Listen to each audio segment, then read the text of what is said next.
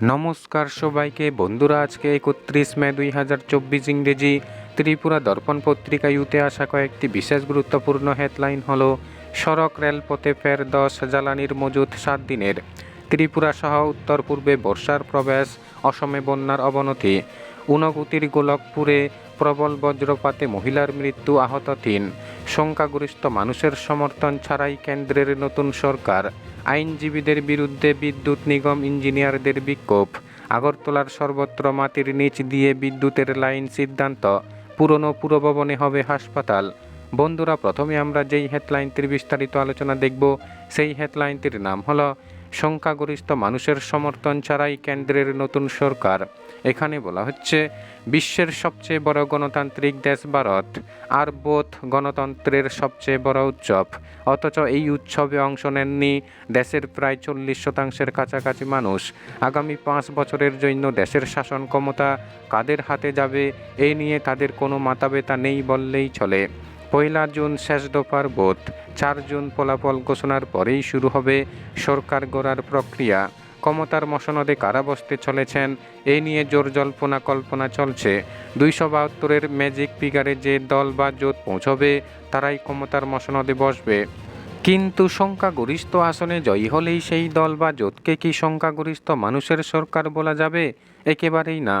NDA কিংবা India জোট সরকারে যারাই আসুক না কেন, পেছনে যে সংখ্যাগরিষ্ঠ মানুষের সমর্থন থাকবে না বা নেই তা একেবারেই পরিষ্কার। সারা দেশে গড়ে এবারের লোকসভায় ভোট পড়েছে 7% আশেপাশে। এই 7%-এর বেশিরভাগ মানুষ যাদের ভোট দেবে তারাই সরকার গড়বে। অর্থাৎ 34 বা 35% ভোট যাদের দখলে যাবে তারাই বাজিঘর। ঘুরিয়ে বললে শতকরা 65 জন কিংবা তার বেশি মানুষের সমর্থন থাকবে না নতুন সরকারের উপর। বিশ্বের সবচেয়ে বড় গণতান্ত্রিক দেশের কাছে এই নিঃসন্দেহে উদ্বেগের। বহুত্ববাদের এই দেশে ভিন্ন ভিন্ন ধারার রাজনৈতিক দলগুলির সম্পর্কে কি সাধারণ জনগণের অভিমান জন্মেছে? সরকারে যারাই আসুক না কেন, সাধারণ মানুষের জীবনযাত্রার মানের কোনো পরিবর্তন ঘটবে না, এমন তা ভেবেই কি ভোটদানে অনীহা?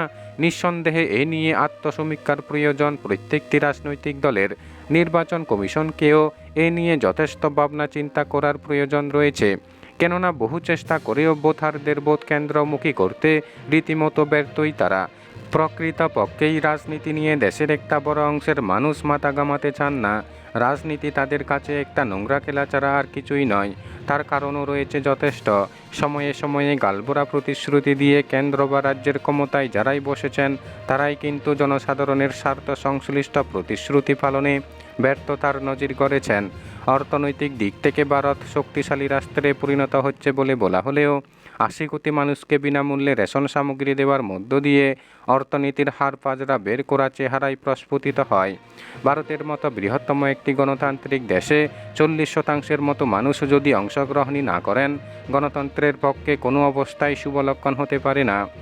তীব্র গরমের এই সময়ে গোটা দেশকে ভোটে ঠেলে দেওয়া কতটা যুক্তিযুক্ত তাও নিঃসন্দেহে ভেবে দেখা দরকার।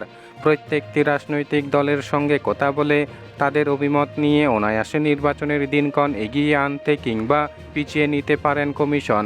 গণতান্ত্রিক দেশে ভোট যদি সাধারণ মানুষের জন্যই হয়, তবে সাধারণ মানুষের সুবিধে অসুবিধার কথাই সর্বাগ্রে ভাবা প্রয়োজন। তাহলে হয়তোবা আগামী দিনে আরও বেশি মানুষের ভোটে অংশগ্রহণ সম্ভব হবে। আর না হলে এভাবে বারে বারে দেশে সংখ্যাগরিষ্ঠ আসন নিয়ে আসা সরকারের পেছনে সংখ্যাগরিষ্ঠ মানুষের সমর্থন থাকবে না।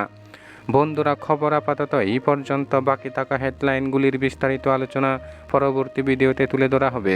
ধন্যবাদ সবাইকে ভিডিওটি দেখার জন্য।